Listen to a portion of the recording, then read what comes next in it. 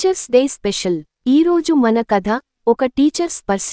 ఒక చిన్న పిల్లాడు ఎల్లప్పుడూ క్లాస్లో వెనుక కూర్చుంటాడు. పుస్తకాలు తెరవడు, ప్రశ్నలకు సమాధానం చెప్పడు. అందరూ అతన్ని చదువు రాని విద్యార్థి అని అనుకుంటారు. ఒక రోజు టీచర్ అతని దగ్గరకు వెళ్లి ప్రేమతో అడుగుతుంది, నీకు ఏమంటే ఇష్టం అని?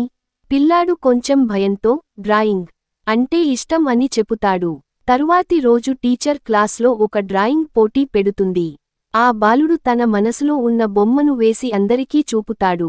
అందరూ ఆశ్చర్యపోతారు. టీచర్ చిరునవ్వుతో, ప్రతి ఒక్కరిలో ఏదో ఒక ప్రత్యేకత ఉంటుంది, ఎవరిని తక్కువ చేసి చూడకూడదు అని మిగిలిన విద్యార్థులకు చెపుతుంది. పిల్లాడు కళ్లలో చెప్పలేనంత ఆనందం. క్లాస్లో అందరూ చప్పట్లు కొడతారు. అప్పటి నుండి విద్యార్థులు అందరూ ఆ పిల్లవాడితో స్నేహంగా ఉంటారు.